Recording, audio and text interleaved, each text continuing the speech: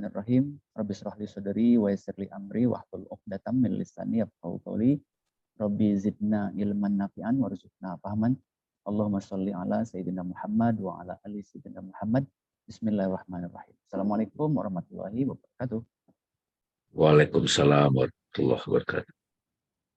Pertama-tama, marilah kita bersyukur pada Allah Subhanahu wa taala. Malam hari ini kita diizinkan kembali untuk bertemu dalam dalam kajian atau bedah buku namanya. Bedah buku Iqra, yaitu kontemplasi buku Iqra yang ditulis oleh Bang Dame. Dan tentu buku ini juga sudah dimiliki oleh teman-teman semua. Dan kita sampai di subbab yang ketiga setelah kita menyelesaikan kemarin ya, merenungi pencarian manusia 1 dan 2. Nah, kita kemudian sekarang menuju ke jalan yang lurus. Mudah-mudahan malam hari ini kita diberkati oleh Allah dan bahkan dengan berkahnya kita juga ditunjukkan ke jalan yang lurus, ya. Karena jalan ini adalah jalan yang dicari mungkin oleh semua orang, termasuk saya, mencari jalan yang lurus. Dan sebagaimana kemarin juga di caption kita tulis bahwa ketika kita membaca Al-Fatihah, ya, kita menemukan satu kalimat yang erat banget dengan kata-kata jalan yang lurus, yaitu ihdinas sirotol mustaqim. Tunjukkanlah kami ke jalan yang lurus, yaitu sirotol lazina an'amta alaihim ghairil maghdubi alaihim waladdallin. Itu jalan orang-orang yang engkau beri nikmat, bukan jalan orang-orang yang sesat ya, bukan jalan orang-orang yang sesat atau bukan jalan orang-orang yang dipakai. Kita mulai dulu Bang Dame dari yang paling umum Bang Dame. Karena kalau dogma agama kita mengajarkan sirotol mustaqim itu kan kayak jalan yang seperti rambut dibelah 7, jalan yang kecil dan segala macamnya. Nah, untuk nge-break ini semua apakah ini pemahaman yang benar secara tekstual atau ada pengertian yang lain? Kalau kita baca buku Iqra kan jalan yang lurus adalah jalan yang membawa kita pada ketentraman, kepada kebahagiaan. Tapi kalau misalnya diberitahukan jalan lurus adalah jalan seperti rambut dibelah 7, kecilnya luar biasa, di bawah kita neraka. Kan gitu biasanya. Kalau saya mendapatkan dogma kayak gitu Bang Dame, sirotol mustaqim itu. Sehingga bukan menenteramkan, bagi saya malah takut banget karena di bawah kita ancaman gitu loh. Karena kepleset dan segala macam. Tapi kan belakangan kita diperjalankan gitu bahwa jalan yang lurus, apalagi kalau baca buku Iqra-nya Bang Dame itu. Jalan yang memberi kita ketentraman, jalan yang membawa kita kepada true self dan lain sebagainya. Itu loh Bang Dame. Jadi mohon kita diantarkan ya Bang Dame, jalan dari dogma agama sampai ke yang tadi show-nya slide-nya sudah ditunjukkan. Direct path, apalagi ini kan direct path atau direct experience. Silakan Bang Dame. Dimulai. Oke. Ya, terima kasih Mas Abi sudah memberikan pengantar dalam diskusi dialog kita malam ini. Bismillahirrahmanirrahim. Dengan nama Allah yang Maha Pengasih dan Maha Penyayang. Assalamualaikum warahmatullahi wabarakatuh. Alhamdulillah. Segala puja-puji kita haturkan kehadirat Allah Subhanahu wa taala. Malam ini kita bisa berkumpul kembali bersama-sama belajar dalam rangka menghayati satu buku, yaitu buku Iqra. Dan di dalamnya mudah-mudahan ini kita bisa melihat hakikat di baliknya. Semoga teman-teman dimudahkan dapat hikmah, saya juga dilancarkan. Hormat kita pada guru-guru yang pernah hadir dalam kehidupan kita, dan khususnya salawat salam kepada Nabi Muhammad SAW. Bahkan Iqra ini sebetulnya dilekatkan dengan sosok Nabi Muhammad nih Mas Abi. Jadi kalau boleh kita bisa klaim sosok yang paling lekat dengan apa itu Iqra itu ya Rasulullah gitu, Nabi Muhammad gitu, yang sudah diceritakan di pertemuan-pertemuan yang lalu. Nah sekarang kita akan kontemplasi mengenai satu tema, yaitu jalan yang lurus gitu. Ya tentu saja kita bisa jadi cari tahu nih teman-teman, karena setiap hari kita membaca ini kalau orang Islam gitu. Ihdinas sirotol mustaqim gitu ya, seperti yang tadi Mas Abi bilang. tunjuki kami jalan yang lurus gitu. Kalau dulu pengertian saya ya, Mas Abi ya, dulu Ya. pengertian saya itu ada sebuah jalan yang Hmm. itu satu-satunya yang membawa kita kepada keselamatan gitu. Tapi sebetulnya di teks itu kan ada ciri khasnya, Mas Abi, yaitu siratal ladzina an'amta alaihim, jalannya mereka yang telah engkau beri nikmat. Nah, itu di situ. Jadi waktu saya nulis itu sebenarnya meskipun satu paragraf, itu saya Ya. menyaksikan, mengalami. Nah, disinilah nanti saya akan kasih tahu ke teman-teman. Jalan yang lurus itu ya memang mereka yang telah memperoleh nikmat gitu. Jadi kalau saya cerita pengalaman saya mengalami spiritual realization lah boleh dibilang. Jadi saya sadar, apa bahasa Indonesianya spiritual realization itu? Ya kesadaran spiritual kan gitu. Iya, Pengalaman paling gitu, pengalaman. Ya, realization. Jadi diri saya yang sejati itu, oh ini loh diri saya gitu. Makanya di kalimatnya itu saya tekankan mereka yang memperoleh ketentraman, karena tentramnya minta ampun.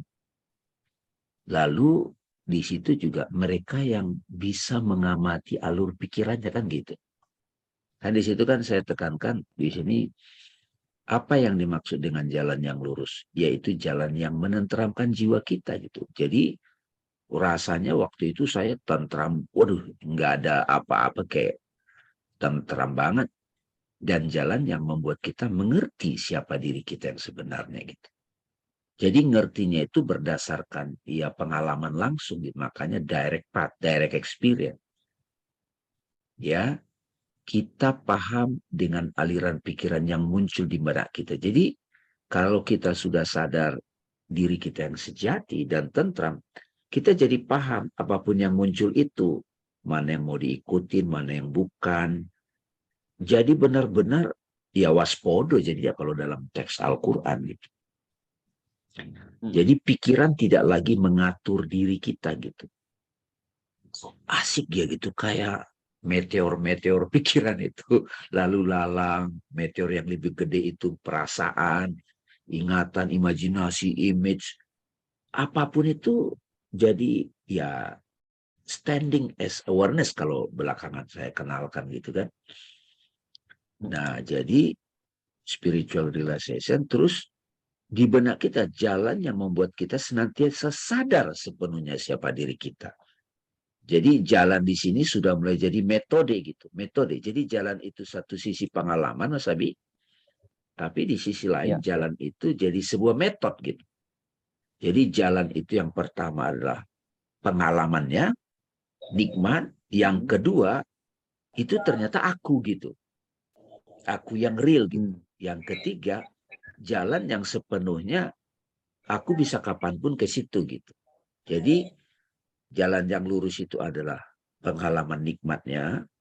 Kedua, itu adalah diriku yang sejati, sehingga aliran-aliran pikiran bisa aku cermati dengan jelas dan waspada. Yang ketiga, ya berikutnya adalah jalan yang membuat kita senantiasa sadar sepenuhnya siapa diri kita yang sebenarnya dan siapa Tuhan kita yang sebenarnya. Ini mulai transenden gitu. Itu mirip seperti kata-kata Lao Tzu, Mas Abi. Ya, Yang mana? tahu itu adalah realitas sekaligus metodenya gitu. Jadi di balik kalimat jalan yang lurus itu memang terimplisit ada siratal ladzina an'amta alaihim. Jadi siratal ladzina an'amta alaihim, jalan mereka yang telah engkau beri. Jadi jalan yang kita ngalamin kokoh, tahu diri kita, tahu Tuhan, otomatis lalu kapanpun saya bisa ke situ gitu. Ya enggak? Nah, disitulah akhirnya saya memformulasikan, nanti saya kasih satu slide show. Satu slideshow aja. Dari situ akhirnya saya memformulasikannya, banyaknya jalan orang, ada orang yang belum ketemu, ada yang sudah ketemu, ada yang abu-abu, ada yang sok tahu, gitu-gitu loh. Ya, gitu. Jadi, nah jalan yang lurus ini mengalami langsung kenikmatan itu. Jadi kalau teman-teman di sini dalam situasi tersulit tiba-tiba cepat ke situ, wah itu sudah dapat itu. Verifikasinya itu. Nggak lagi kata ustadz, kata pastor, kata biksu, kata teks suci. Nggak. Verifikasinya adalah direct path gitu, direct experience gitu. Nah kalau kita belum yakin, belum benar nggak ya? Nah itu belum. Karena verifikasinya bukan kata orang lagi gitu. Verifikasinya adalah spiritual realization. Nah yang kedua, saya kapanpun bisa ke situ. Misalnya yang paling ekstrim yang saya alami itu, kalau saya mati saat ini, apa saya bisa tenang gitu. Sampai begitu, Mas Abi. Jadi kalimatnya memang pendek gitu. Tapi di situ itu yang mau saya ceritakan. Karena waktu itu kan itu pengalaman apa ya, near death experience lagi tuh yang titik nadir itu yang ya sebenarnya sih kelahiran kembali, kematian sekaligus kelahiran kembali, kebangkitan gitu. Nah, jadi kalau teman-teman punya apa ya jalan ini itu sama, yakin banget sama dengan yang lain gitu. Jadi ini tidak bisa sok-sokan gitu. Oh saya udah dapat belum ya? Nggak bisa. Karena buahnya adalah yang menenteramkan jiwa kan gitu. Ya kan? Apa yang dimaksud dengan jalan yang lurus itu? Ya, yaitu jalan yang menenteramkan jiwa kita gitu. Dan jalan yang membuat kita mengerti siapa diri kita yang sebenarnya gitu. Kita paham dengan aliran pikiran yang muncul di benak kita gitu. Apapun yang muncul kan datang dan pergi.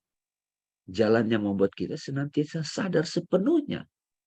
Nah ini sudah mulai setiap hari kan. Dan siapa Tuhan kita yang sebenarnya. Nah itu ungkapan yang berbeda dengan hadis itu kan. Man arofa nafsahu faqad arofa rabbahu. Jadi nanti kalau diperlukan slideshow-nya itu saya sampaikan yang satu halaman itu. Tapi intinya gitu. Jadi saya mengalami ketentraman itu siapapun ya. Jadi teman-teman jadi mau berjalan yang lurus. Saya mengalaminya. Saya bisa kapanpun ke situ dalam situasi sulit. Misalnya saya lagi di penjara sendirian. Saya bisa ke situ gitu. Bahkan ketika ajal di tenggorokan, saya bisa ke situ gitu. Kira-kira begitu. Makanya dia seperti rambut di belah 7. Nggak kedengaran suaranya, Mas Abi. Suaranya Oke, nggak kedengaran. oke, Oke. oke. Eh, jadi perumpamaan rambut di belah 7 itu sebenarnya datang dari mana ya? Atau misalnya kalau memang itu kan juga ada hadis yang bilang seperti itu. Tapi itu perumpamaan apa ya? Apakah jalan yang lurus ini adalah jalan yang sulit bagi sebanyak orang atau justru sebenarnya mudah, Bang Tami? Karena kan Nah, Bang Tami tadi bilang juga kan ya, kalau orang udah nggak ragu dia bisa menemukan ketentraman jiwanya, harusnya kan menjadi cepat balik, ya kan? Begitu begitu dia sedang berada di jalan yang bengkok atau jalan yang di pinggir-pinggirannya. Biasanya yang menghalanginya apa? Atau tadi apa perumpamaan jalan lurus ini? Yang kedua, kalaupun ada yang menghalangi kita untuk menuju ke jalan yang lurus, itu apa sih Bang? Apa pikiran kita sendiri? Karena tadi Bang Tami juga ya. bilang pikiran tadi kan. Nah, itu bagus tuh. Bagi saya sekarang ketika hadis itu diuraikan orang lain, orang misalnya seorang pembicara atau ustadz, Hmm. dia kan jelaskan pasti konsepsional kan itu, konsepsional kan. Betul, Tapi kalau betul, ini betul. datang dari pengalaman, pengertian saya dari pengalaman.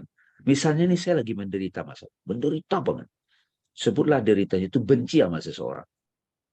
Itu kan menderita. Ya, Nah, karena saya ya. sudah tahu jalan yang lurus ini misalnya, itu sebetulnya gini, saya pakai kacamata ego misalnya. Jadi menderita saya.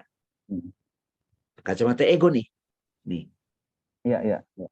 kalau hater itu, orang itu baik aja, itu tetap jelek. Hater kan? Hater itu kan Iya, ekspresi ego kan?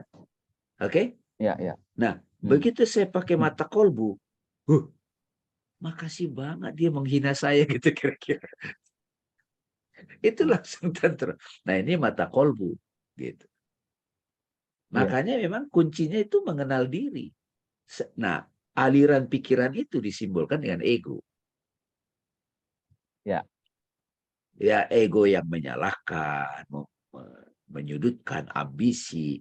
Terus kadang kalau kita nggak berani menyalahkan diri sendiri, nafsu lawamah kan, nafsu amaruh. Ini jadi Ya. Ya. detail-detailnya jadi banyak gitu. Tapi yang Ya. penting waktu itu, atau teman-teman di sini mudah-mudahan jadi berdoa kan, makanya berdoa ihdinas siratal mustaqim. Ya, Karena ya, ada ya. 3 kategori. Jalannya mereka yang telah engkau beri nikmat, bukan yang dimurkai, ghairil maghdubi. Ada yang dimurkai. Ah, ini soto ini. Orang yang soto gitu. Malah menghancurkan orang, nggak percaya Tuhan, nggak percaya agama gitu.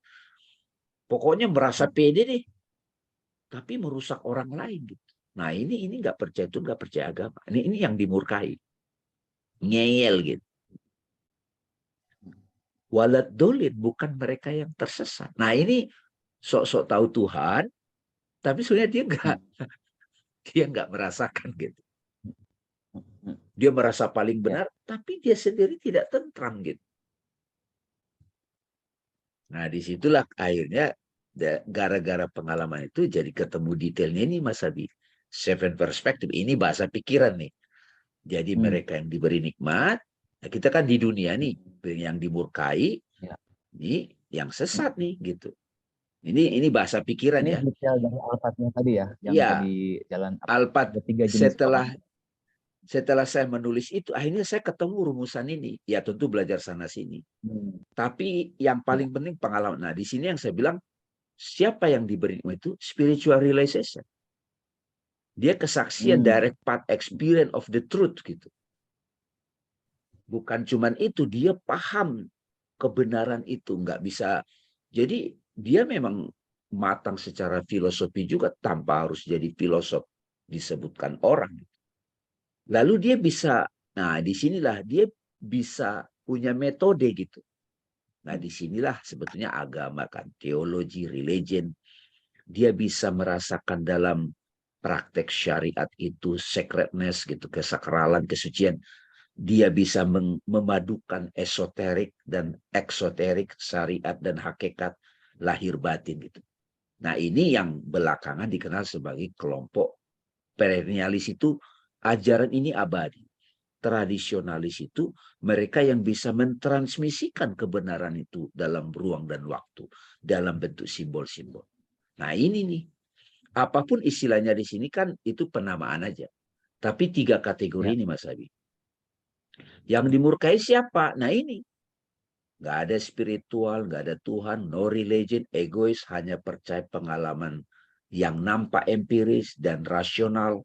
Nah, ini biasanya diwakili dengan ilmu. Tapi ilmu modern itu banyak, ada yang kita pakai juga, mengingkari keberadaan Tuhan, menolak agama. Tuhannya adalah keinginannya dan keyakinannya. Nah ini ya akhirnya saya nyebut ini ateis, egois gitu ya. Ini penamaan aja. Yang kedua, ini percaya katanya pada Tuhan, religion yes, gitu, imannya dogmatis, taat ekstrim, fanatik, lateral, dan hanya agama gue yang benar, yang diyakini. Agamanya sendiri yang benar, yang lain itu nggak benar gitu. Nah ini yang ekstrim gitu loh. Jadi kaku gitu. Nah antaranya ini ada 4 kelompok lagi yang abu-abu gitu loh. Ya kalau mau dipetain lagi, no spiritual, no God, no religion. Tapi dia ateis yang baik gitu kira-kira. Ya Ateis kan, kalau ini kan tidak egois, kalau ini beragama baik, ini formal. banyak nih. Ini banyak saintis tapi nggak percaya Tuhan, nggak percaya agama gitu. Nah di sini ada yang iman taklid, patuh, turunan, awam, tapi tidak egois, ikut-ikutan. Nah ini religius awam. Ini kalau kita beragama itu karena turunan, ini nih kelompok ini. Kalau di sini yang nomor 3 ini Pak Mas Abi, ini ilmu agamanya kencang, fasih gitu. Tapi semua yang di luar kelompoknya salah gitu. Nah, lalu ini ada juga belakangan spiritualitas, yes, dia udah punya pengalaman spiritual. Tuhan itu ada, tapi dia belum mau menerima satu agama. Dia universalis. Nah, ini yang dikenal sebagai agnostik. Agnostik. Ya, tapi juga ada yang setiap agama-agama mulai dia pelajari dicampur-campur gitu. Mencampur adukan ajaran agama-agama, di mixing gitu loh, kayak gado-gado gitu. Ya, nah, lalu ada juga spiritualitas, spiritual relation sudah dapat, dia taat mungkin beragama, tapi belum dalam, tidak mengenal agama lain, tapi dia belum melihat kebenaran pada agama lain, tapi dia kayak macam punya intuisi, wah kayaknya di sana juga ada kebenaran tuh gitu. Nah, ini memang paling lengkap yang di tengah ini Mas Abi. Gitu. Jadi kalau saya ditanya, kok Bang Dame tetap bersyariat, sudah tahu ini? Oh iya, karena memang saya menemukan secretness gitu. Tapi juga saya bisa menikmati kebenaran dari Hindu, Buddha, Kristen, bahkan agnostik gitu. Tapi jadi sinkron gitu loh Mas Abi. Kalau Tapi ngelihat kalau yang tadi pembagian 7, Bang Dame, kan tadi Bang Dame bilang ada yang fanatik di sebelah kanan tadi ya, ada yang bebas. Dan kalau orang dia di posisi misalnya, katakanlah saya sebagai orang yang fanatik berada di sebelah kanan, saya nggak mau disebut orang yang memiliki jalan yang tidak lurus, Bang Dame. Ya nggak? ya ego, Atau ya ego misalnya, kan itu. ya kan, Itu gitu ego kan? kan. Itu Gitu ego. tuh. Jadi dia akan berhadapan dengan kelompok fanatik yang lain. Iya, iya. Artinya Kalau kita kita di harus punya tengah, Mas satu Abi, iya. kalau kita di tengah, kita bisa nerima yang lain, kita ngerti semua yang lain itu. Jadi yang di tengah itu, kita mau ketemu orang ekstrim pun kita bisa bawa mereka, asal dia mau, asal dia open. Iya, iya. Yang ateis pun bisa dibawa. Itu sebabnya, Mas Abi, dengan pengalaman ini, mau ketemu agnostik yang percaya alien, dukun-dukun apa, nggak apa-apa, santai aja. Karena sudah kokoh di spiritual relationship.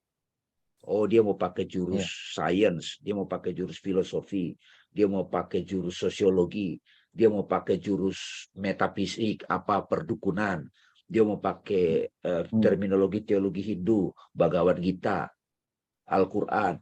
Jadi kokoh gitu. Kalau agnostik kan dia menolak agama. Ada satu Jadi kata kunci nggak bisa. Apa? yang tadi Mbak Lami bilang, jalan yang menenteramkan itu adalah jalan yang lurus. Tapi orang bisa kemudian ketika orang mengikuti egonya, gitu ya, ketika dia berada di jalan yang misalnya tadi fanatik, gue ikut jalan ini tentram kok. Nah itu kan sebenarnya sebuah kejujuran atau dia berpura-pura. Karena seharusnya kalau dia berada di jalan lurus kan, iya kan, benar nggak? Jadi nggak dia bisa liberal klaim ini. pikirannya apa sih? Nggak bisa klaim kan gitu. Waktu akan membuktikan pengalaman. Iya, iya, iya. Karena gini Mas Abi, misalnya contoh ya. Iya. Misalnya contoh kita sebut nama aja. Mahatma Gandhi. Iya. Dia kan jalurnya kan Hindu yang kita kenal. Tapi dia juga hormat sama Islam. Hormat sama Kristen. Dia juga baca kitab suci Al-Quran. Iya, iya. Dia tapi tetap dengan Hindunya. Dia bisa menginspirasi si India loh, orang India. Dia bisa Iya, dialog iya. dengan kelompok ateis lah pada saat itu penjajah Inggris. Itu kan luar biasa. Kalau yang Kristennya Mother Teresa, Dalai Lama, Jalaluddin Rumi gitu. Itu kan ada, Jalaluddin Rumi dihormati orang Kristen, orang Yahudi. Tapi dia tetap seorang bersyariat Islam. Jadi ini nggak bisa klaim-klaiman gitu. Oh saya mau, nggak bisa. Air itu kan nggak bisa klaim. Air yang benar air saya gitu, nggak bisa. Dia universal. Iya. Dia timeless. Dia perennial. Perennial artinya abadi. Dari zaman kapanpun nggak berubah. Nanti misalnya zaman Star Wars kalau itu ada gitu. Ini tetap berlaku jalan yang lurus ini. Iya. Di Makanya semua kita agama semua ada, Bang ya. Ya kan di semua ada, agama, semua ada. tradisi itu ada jalan lurusnya. Kenapa? Karena kalau kita misalnya searching apa itu jalan lurus, selalu kebanyakan itu tertujunya pada Islam gitu kan. selalu tertuju pada Islam, jalan yang menuju kepada Allah. Ya, saya tahu jalan yang menuju kepada Allah, tapi how? Apa namanya, eksperimentalnya gimana, realistisnya gimana, kan gitu. Yang tadi Bang Name bilang, harusnya begitu you sudah berada di jalan yang tepat, you seharusnya tidak menderita hidup ini. Tapi ada orang yang berpegang pada ajaran yang dia klaim lurus tapi menderita. Itu kan problem, Bang. Mengaku Ya, dia jalan yang lurus tapi gue suffering. ya. Karena Salah melulu itu, dalam merespon iya, fenomena gitu kan. itu sebabnya Mas Abi, teman-teman sekalian, saya sendiri kan juga melakukan satu perjalanan intelektual, mendalami banyak aliran, filosofi, Ya. agama-agama, itu mengalami juga. Itu perjalanan intelektual gitu. Ya. Jadi ada satu bagian dalam diri kita itu untuk menemukan jalan yang lurus itu melalui diskursif intelektual. Itu kan udah pernah kita bahas kemarin kan, Ya, pencarian betul. manusia gitu ya. Pertanyaan-pertanyaan. Ya. Gitu. Ya. Nah jadi biar juga teman-teman paham, saya sendiri juga mengalami itu. Sehingga kalau ada orang yang ngotot dengan pendapat argumen intelektualnya, ya saya paham juga tuh karena saya pernah fase itu gitu. Mereka yang kokoh dengan lateral meaning, ayat ini benar nih. Dia baca ayatnya, referensi dalil, tapi dia sendiri tidak. Ngerti gak sih dia itu hakikatnya gitu. Itu sebabnya terminologi dari kitab suci Al-Quran itu, mereka yang telah engkau beri nikmat. Ya. Jadi kalau saya pinjam yang kontemporer misalnya Rupert Spira, dia mengenalkan jalan yang lurus itu kalau pakai istilah itu, you are the happiness you seek gitu. Karena orang nyari apa sih? Buat apa nyari jalan yang lurus, enlightened? I'm not happy gitu. Nah, happy yang dimaksud di situ adalah bukan psychological happiness ataupun emotional happiness, bukan cuma sekadar yang temporary kan, tapi you are the happiness you seek itu. Kamu adalah kebahagiaan itu. Makanya coba nih Mas Abi, ini teks pada waktu menulis ini kan juga apa ya, menulis ini boleh dibilang mengalami urutannya itu loh Mas Abi. Apa yang dimaksud dengan Ya, jalan urutannya. yang Ya. lurus, ya kan? Yaitu Ya. jalan yang menenteramkan jiwa kita. Nah, ini bisa kita cek. Dan jalan yang membuat kita mengerti siapa diri kita yang sebenarnya. Kita paham dengan aliran pikiran otomatis karena kita udah tahu siapa diri kita yang tetap, yang abadi. Ya, kita aliran pikiran yang muncul di benak kita. Kan ini masa lalu, masa depan kan aliran pikiran. Masa depan itu kan aliran pikiran, masa lalu aliran pikiran. Jalan yang membuat kita senantiasa sadar.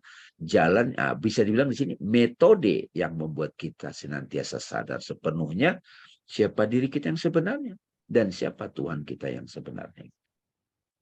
Coba. Jadi ini gunanya dialog-dialog malam ini. Jadi nggak sekedar asal baca tuh paragraf itu. Iya. Ada ininya ya, ada urutannya. Dan di situ juga kita dalam ayat itu Bang, itu menggunakan kalau dalam istilah surat itu domir nahnu, itu kami gitu kan. Ihdina, tunjukkanlah atau berikanlah hidayah kan. Ihdina kan berikanlah kami petunjuk untuk menuju kepada jalan yang lurus kan. Kami katanya. Itu kami itu pengertiannya itu kalau kita tempelkan ke diri kita mungkin seluruh keberadaan kita Bang. Pikiran, ya kan? Jiwa, hati, atau dan semuanya. Sehingga atau mungkin juga itu keseluruhan hidup kita, Pak. Iya. Keseluruhan hidup Jadi, kita, gitu. Bukan parsial gitu. iya. Itu dia. Jadi itu udah uraian detailnya kan. Tapi kalau tadi saya terangkan, saya sharing mengenai spiritual realization itu kan ukurannya jadi jelas gitu. Jadi Verifikasinya bukan teks. Bukan Jadi teks. orang yang sudah tahu jalan yang lurus itu, meskipun dia di hutan gitu sendirian, aman dia gitu, tentram Aman dia. ya. Dia nggak perlu, maaf ya, nggak perlu penceramah gitu loh, nggak perlu psikolog, nggak perlu terapis, nggak perlu, karena dia sudah ketemu gitu. Ya kalau dalam konteks sekarang ini juga yang saya suka kenalkan Sri Ramana Maharishi. Dia 16 tahun dia dapat gitu. Ya kalau kita ketemu orang yang seperti itu, dia kan tunjukkan dari jalur agama begini, ini teksnya, ini uraiannya, ini opini ulama, ini ijtihadnya gitu. Jadi kan clear dari mapping tadi itu juga. Karena biasanya kalau kita ngalamin aja, nggak paham orang, Mas Abi. Udah alamin dulu aja, nggak paham orang. Jadi kita kasih tetap perjalanan intelektualnya gitu. Nah, kalau kita tersesat, Bang, dari jalan yang lurus, cara baliknya gimana, Bang? Cara baliknya gimana? Ya sebenarnya kan kalau kita sudah kenal jalan yang lurus, pasti tahu cara balik. Tahu cara balik ya. Ya, itu yang saya bilang. Dia sudah jalan yang lurus itu satu dia sebagai pengalaman. Oke? Ya. Oke. Pengalaman apa? I am. Tahu diri saya yang sebenarnya. Ya. Oke? Makanya nanti pertemuan berikutnya kan identitas diri. Pembahasan kita kan? Ya. Pertemuan berikutnya nanti kan kita akan mencari identitas diri kan? Ya. Di buku Iqra ini loh. Yang baris keduanya itu sebenarnya. Yang baris keduanya dari paragraf yang Bang Yasin tadi itu kan tentang diri. Mengetahui siapa diri kita yang sebenarnya. Itu jalannya kan sebetulnya. Maksudnya metode untuk memulai jalan lurus adalah dengan cara, nah itu nanti ya, jangan dibuka sekarang, itu nanti aja. Ya, Saya ingin itu. dulu mengundang pertanyaan, mungkin ada teman-teman yang mau bertanya, Bang Dame. Mbak Ines mungkin bisa, kalau mau ada yang mau ditanyakan atau mau sharing. Ada di sini teman-teman yang bisa mungkin sharing, Mbak Ayu. Silahkan, apakah ada? Mana nih, Bang? Ya, silahkan. Assalamualaikum, Bang Dame, Mas Abi. Ada Ayu, silahkan. Sharing apa ini ya? Ini Sirotol Mustaqim ya, jalan yang lurus.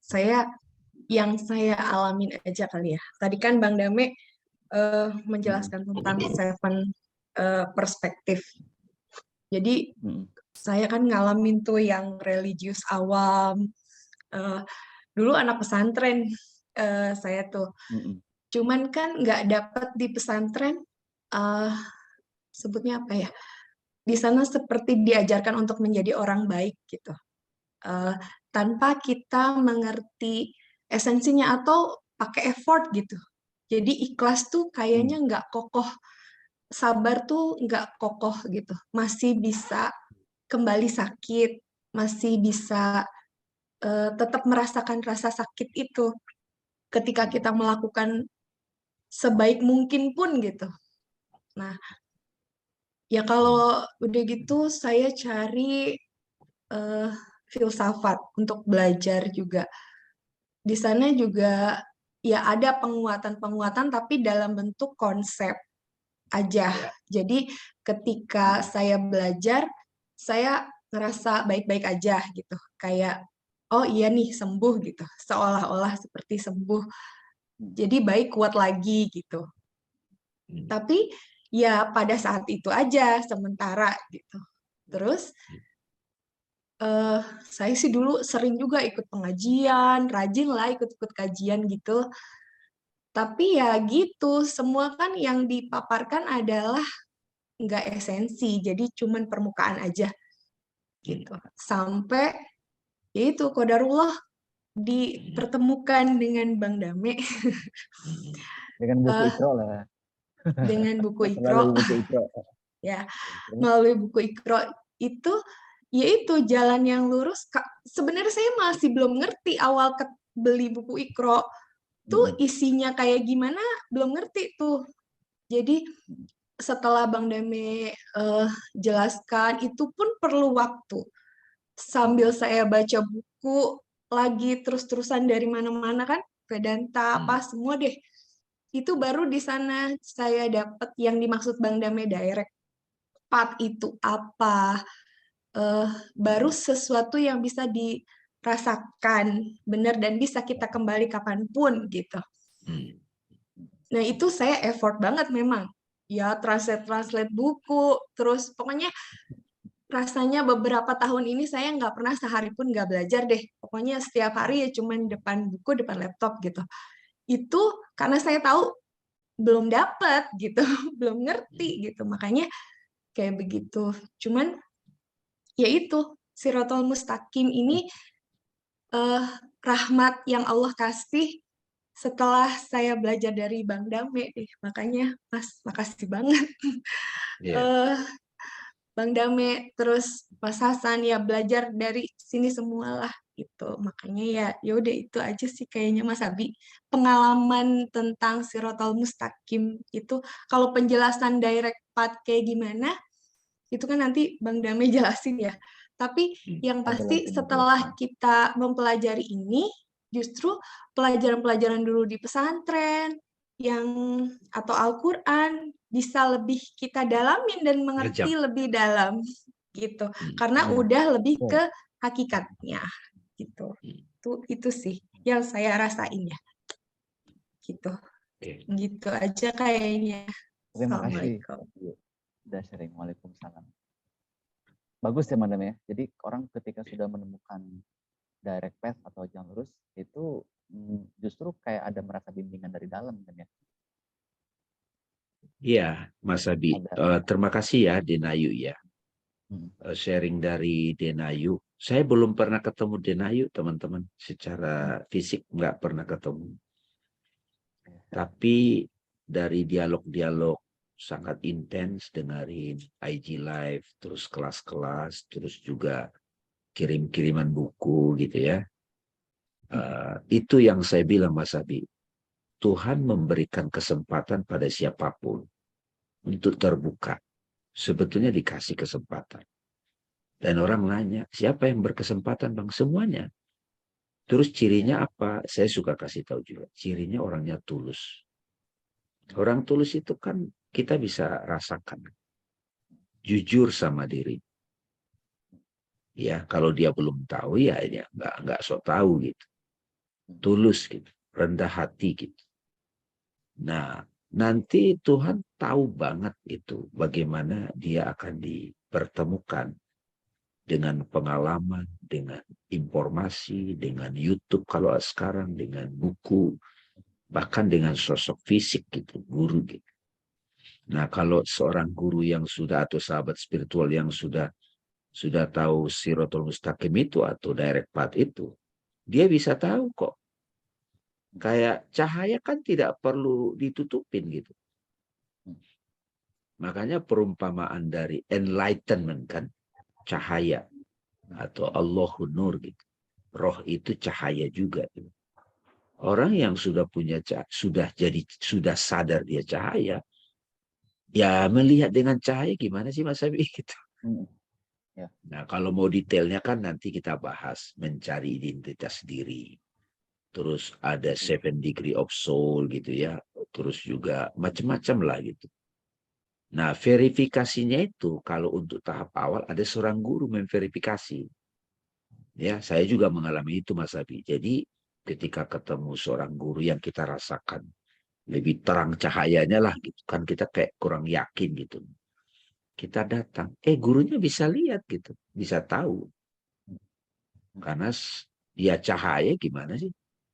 Nah, cahaya kan bisa melihatnya dengan jelas. Dan yang namanya cahaya tidak bisa dikibulin gitu loh. Kalau bahasa lain dari cahaya itu kan clear seeing gitu. Itu loh teman-teman. Nah, bahwa ada orang harus ditempa dengan ikut disiplin tarekat. Bahkan di Islam ada syariat, wajib sholat, wajib puasa, mutih, meditasi berjam-jam. Ada, saya sendiri juga mengalami, Mas Tapi pengalaman itu. Bukan nggak mengalami. Tapi sebetulnya, ya tadi, dia satu sisi mudah. Tapi juga menjadi susah banget gitu. Kalau kita itu masih belum tulus, nggak jujur, nggak open, nggak humble. Itu susahnya minta ampun. Kayak gini sih, ya kan? Mana kacamata gue gitu. Di atas. Dia nyarinya keluar gitu. Padahal di dirinya. Iya. Ya, kayak pengalaman Denayu tadi itu, misalnya nih kita sok tahu gitu. Oh ya, saya udah dapat nih euforia. Itu diuji lagi. Semester, kamu belum kunyah tuh. Kamu baru merasa tahu gitu. Kamu baru kayaknya udah oke nih. Enggak ada kayaknya gitu. Karena itulah dalam bimbingan syariat juga Mas Abi. Makanya kenapa saya tekankan juga jalannya itu ada syariatnya, ada agama. Karena menjaga gitu. Sistem kan sistem ada. Nah, misalnya orang nanya, Bang Damai sholat nggak? Ya sholat lah kan. Sholat membantu saya gitu. Iya betul. Zikir, wirid gitu, puasa gitu, sedekah gitu. In Islamic framework gitu. Kalau Kristen ada saat teduh gitu. Kalau yang Buddha itu meditasi mungkin jam tertentu. Nah, begitu sudah spiritual relationship itu, oh ini tuh maksudnya ayat ini. Oh ini maksudnya hadis ini. Oh ini loh maksudnya rambut dibelah 7. Oh ini maksudnya siksa kubur gitu. Jadi verifikasinya bukan lagi perlu dari orang. Itulah Iqra pada akhirnya. Dia udah bisa Iqra. Dia udah bisa merespon dengan ya kacamata tadi Mas Abi.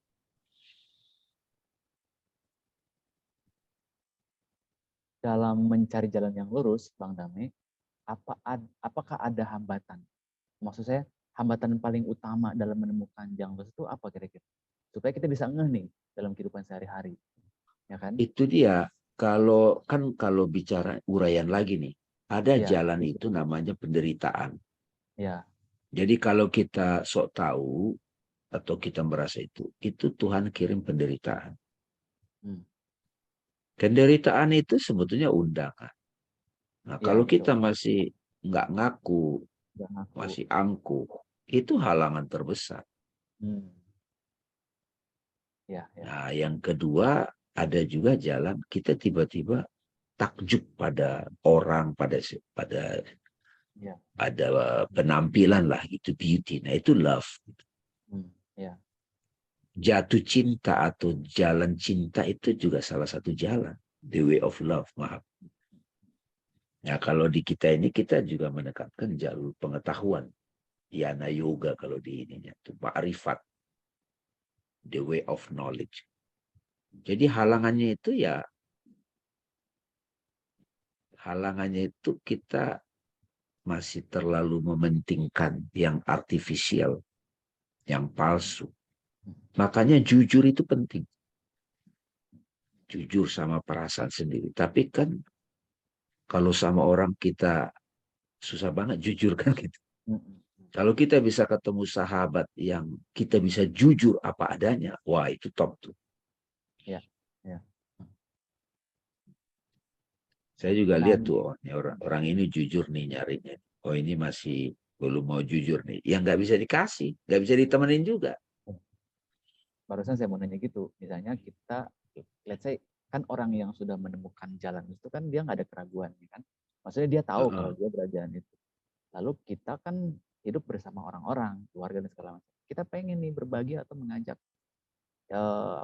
teman atau siapa untuk ikut di jalan yang lurus bersama kita. Karena kalau kita sendirian lurus kan juga apa ya maksudnya? Bisakah kita kemudian mengajak pasangan kita atau siapa yang pengen kita ajak untuk sama-sama di jalan yang lurus, Bang? Tapi dia belum kebuka-buka. Nah, itu gimana? Ya, gini, balik lagi. Kalau kita itu sudah dapat, sudah mengalami. Kan tadi ada perumpamaan kita sebagai cahaya. Ya. Yang namanya cahaya, dia bukan cuma cahaya, Mas Abi. Dia juga cinta. Makanya kan Allahun Nur. Allah itu cahaya. Allah itu knowledge. Allah itu kesadaran. Sang kesadaran. Allah itu wujud. Allah itu Rahman. Allah itu Rahim. Dan yang terbuka sebagai spiritual realization pada orang yang menemukan jalan yang lurus, ya dia menemukan divine itu. Otomatis dia jadi mengetahui. Dia jadi kokoh. Dia jadi love itself. Dia jadi damai. Nah, kalau dia stay di situ, standing, gitu, kokoh di situ, alif gitu, kalau bahasa simbol Al-Quran, alif gitu, dia jadi alif, maka dia akan bisa membagi. Kalau dia tidak bisa membagi secara intelektual, keberadaan dia itu memancar gitu. Ya. Dia akan bisa menolong gitu. Dia bisa memahami orang. Siapa sih yang nggak tertarik? Ya, makanya Nabi itu disebut kayak siapa yang nggak jatuh cinta pada Nabi kan, kayak dianggap tukang sihir. Karena siapapun terpukau sama beliau.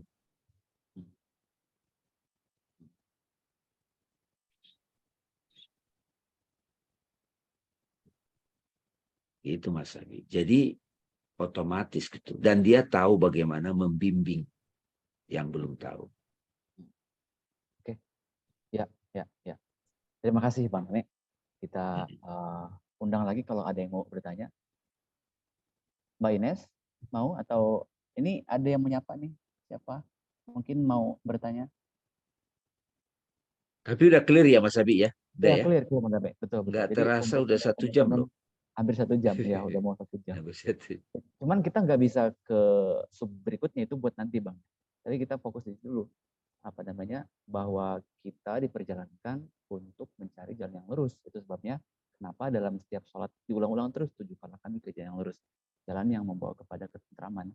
Itu juga mengingatkan saya harus ngecek nih apakah kehidupan sehari-hari saya itu menenteramkan atau enggak, cara baliknya gimana. Ini jadi bimbingan buat kita. Terima kasih. Ada lagi teman-teman, kalau tidak ada mungkin kita cukup malam ya, sudah Iya. 1 jam. Dan saya relate banget tadi Bang Name, kalau udah jalan itu tuh bener-bener nggak takut apapun karena keyakinannya penuh kan, fulfillment gitu, jelas ngelihatnya. Tapi itu kadang-kadang belum jadi makom, dia belum permanen kan, bisa turun lagi, kayak takut lagi apa semua, gitu Bang Name. Tapi sudah bisa balik, Mas Adi, Baliknya sudah cepat bisa gitu balik. loh. Yes. Gitu. Itu yang penting. Iya, balik cepat. Jadi sudah bisa balik. Dan itu membahagiakan. Kenapa? Karena nggak mau lama-lama di jalan penderitaan atau suffering. Nggak enak gitu. Bahkan tadi Mbak Dene juga bilang, menjadi orang baik juga kadang-kadang belum tentu jalan yang lurus.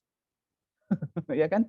Kalau misalnya masih membawa rasa tidak enak. Karena menjadi orang baik juga ada rasa tidak enaknya tadi kan seperti Mbak Dene bilang. Jadi ini halus banget gitu bagi saya. Dan harus ditemukan oleh masing-masing. Nggak bisa dikasih tahu yang tadi Mbak Dene bilang, saya mau ngasih tahu jalan kepada orang yang saya kenal ini loh, nggak bisa juga benar karena nggak mudeng gitu apa yang kemudian dibicarakan. Jadi ini ada 2 pertanyaan Mas Abi, sorry. Iya. Bu Puji,